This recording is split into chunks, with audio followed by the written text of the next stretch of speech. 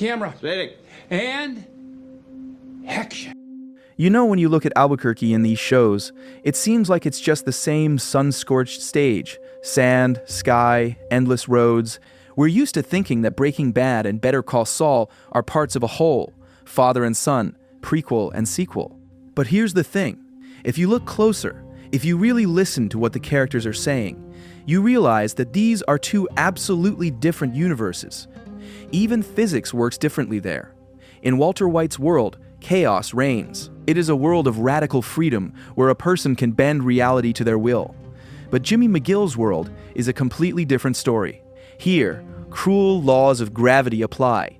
Here, you don't fly up like a rocket. Here, you push a stone up a hill, knowing it will roll back down anyway. Did Jimmy McGill ever have a single real chance? Or was his transformation into that monster in the flashy suit predestined before he even knew who Walter White was? Let's start with our favorite chemist. In the very first episode of Breaking Bad, Walter White stands before a class and lays down the basics. Chemistry is technically the study of matter, but he prefers to see it as the study of change. Chemistry is the study of matter, but I prefer to see it as the study of change. Growth, then decay, then transformation. Listen to that word, transformation. Walt believes matter can be changed. If you apply enough pressure, temperature, and energy, any piece of lead will become gold, and a downtrodden schoolteacher will turn into a drug lord. Walter White is a true fanatic of free will. For him, cancer wasn't a death sentence, but a kick in the pants. Remember the moment when Gretchen and Elliot offer to pay for his treatment? Any normal person would say yes. It's logical, it's salvation, but Walt says no. To accept help means admitting dependency. And Walt is obsessed with the idea that he writes the script of his own life. He wants to be the author, even if it's a story of a descent into hell. 4th season, Skyler is shaking with fear. She's sure they are victims of circumstance. And then Walt explodes. You clearly don't know who you're talking to, so let me clue you in. I am not in danger, Skyler. I am the danger. A guy opens his door and gets shot, and you think that of me? No. I am the one who knocks. This isn't just a cool phrase for memes. It is his life philosophy. In Walt's world, there is no fate. There is only will. He doesn't wait for life to knock. He kicks the door down himself. We get the final proof in the very last episode. For years, he lied to everyone, himself included, that he did it all for his family. But in the end, he finally confesses. That you did this for the family. I did it for me. I liked it. I was good at it. And I was alive. Walter White proved to us all that, in his universe, a person can become whoever they want. The price is your soul, but the choice is always yours. And now, let's change the channel to Better Call Saul. Saul Goodman. The air here feels heavier. If Walt is an explosion, then Jimmy is a man trying to swim in thick syrup. In this world, a law applies. People don't change. Your past here isn't fuel for a rocket. It is concrete your feet have been set in. The main jailer here is, of course, Chuck McGill. Chuck isn't just a mean older brother. He is the voice of fate itself. For Chuck, Jimmy is a constant. Remember what he told him? I know what you were, what you are. People don't change. You're Slippin' Jimmy. And Slippin' Jimmy I can handle just fine, but Slippin' Jimmy with a law degree is like a chimp with a machine gun. A chimp with a machine gun. Just think about how cruel that metaphor is.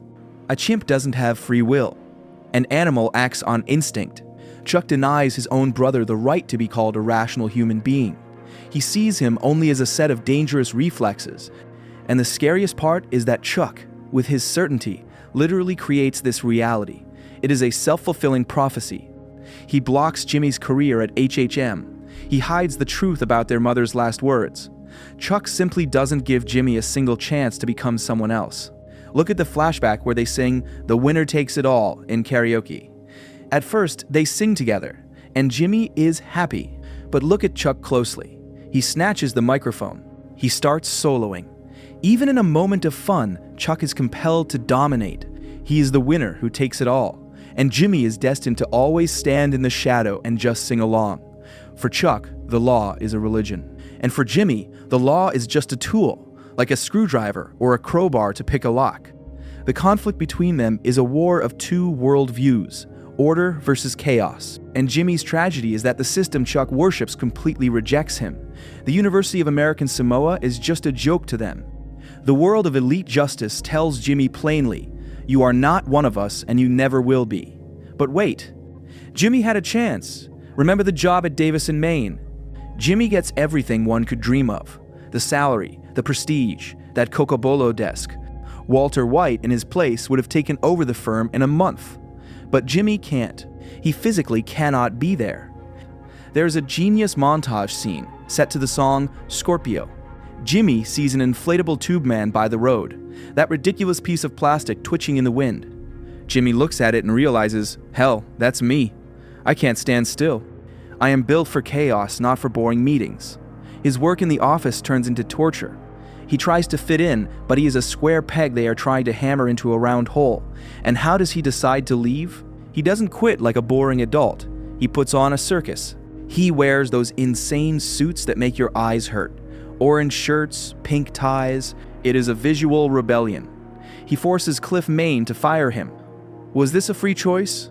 Or was it an inevitable allergic reaction to a foreign environment? Jimmy didn't choose to be Slippin' Jimmy. He just stopped pretending. In the world of this show, nature always defeats nurture. If Chuck is the judge, then Mike Ehrmantraut is the mechanic of fate. In the 5th season, Mike gives a speech about Bad Choice Road. We all make our choices. And those choices, they put us on a road. Sometimes those choices seem small, but they put you on the road. You think about getting off, but eventually you're back on it. And the road we're on led us out to the desert and everything that happened there and straight back to where we are right now. And nothing can be done about that. Mike tells Jimmy a terrifying thing. That first small compromise with conscience started a chain reaction that cannot be stopped. Now we are just on rails. This is the complete opposite of Walter White. Mike asserts, the knock came, we opened the door, and now we just pay the bill. But Jimmy finally breaks not in the desert, but when he sees himself in others. Remember Christy Esposito? The girl denied a scholarship because of some petty theft in the past. Jimmy fought for her, but the snobs at HHM voted against her. Jimmy catches up to her on the street and delivers a monologue that is essentially assembly instructions for Saul Goodman. You didn't get it. You were never gonna get it. They dangle these things in front of you. They tell you you got a chance, but I'm sorry, it's a lie. Because they'd already made up their mind and they knew what they were gonna do before you walked in the door. You made a mistake, and they are never forgetting it. And so he gives her advice. You don't need them. You are not gonna play by the rules. You're gonna go your own way. You're gonna do what they won't do. You're gonna be smart. You are gonna cut corners, and you are gonna win. Here, Saul Goodman is born. Not out of greed, not out of a desire for power. He is born out of deep resentment. It is a defense mechanism, an exoskeleton Jimmy puts on so the world can't hurt him anymore. Remember the season 4 finale. Jimmy gets his license back. He gives such a touching speech about Chuck that even Kim cries, and then he walks out into the hallway and says, It's all good, man. Kim is in shock. She sees that sincerity was just a tool. This is a chilling moment. Jimmy McGill disappears. He puts on the mask because being Jimmy hurts too much. Jimmy feels guilt over his brother's death, but Saul Goodman doesn't care. Saul Goodman is a drug Jimmy takes to silence his conscience, and like any addict, he requires a bigger dose. And the saddest part is that Kim Wexler, his anchor, also gets pulled into this funnel. She also starts getting high on cutting corners. Together they become poison. When their games lead to the death of Howard Hamlin, Kim realizes what Jimmy refuses to admit. They destroy everything they touch. Her departure is the final nail in Jimmy McGill's coffin. Without Kim, there is no one left to remember the real him. Only Saul remains. Let's fast forward to the black and white future. Omaha, Gene Takovich. Here, determinism reaches its absolute. Gene is a rat in a maze. Work at Cinnabon hone fear. No freedom, no will. But even here, his nature breaks through. He can't resist robbing a mall. Why? Because he is dead inside, and the risk makes him feel alive. Finale, Jimmy is caught. He negotiates an incredible deal, 7 years in a comfortable prison. It is his masterpiece. Saul Goodman outplayed everyone again. Determinism triumphs, but in the courtroom, something unthinkable happens. Learning that Kim confessed to everything, Jimmy changes his mind. He walks to the podium and says, I kept Walter White out of jail. I laundered his money, I lied for him, I conspired with him, and I made millions. Fact is, Walter White couldn't have done it without me. And most importantly, he talks about Chuck. And my brother Chuck, I got his malpractice insurance canceled. I took away the one thing he lived for, the law. After that, he killed himself. It changes 7 years at a resort for 86 years in a maximum security prison. Saul Goodman would never do that, but James McGill does. In this moment, Jimmy breaks the wheel of samsara. He breaks the script written by Chuck and Mike. Chuck said he would never change. By admitting guilt, Jimmy proves the opposite. This is his only true act of free will. Not to build an empire, like Walt, but to destroy his defense for the sake of truth. When he tells the judge, I'm James McGill. he performs a rite of exorcism. He casts out Saul Goodman. Final scene, prison yard. Jimmy and Kim share one cigarette. Jimmy is behind bars. He is going to die in prison. But look at him. He looks more peaceful than he ever did in Saul's expensive suits. The paradox of these two shows is this. Walter White died a free man, but he was a slave to his ego. Jimmy McGill ended his life in prison, but he freed himself. He shed the weight of lies and reclaimed the respect of the only person who mattered, Kim. So did Jimmy have a choice? The universe of Better Call Saul tells us that circumstances are stronger than us.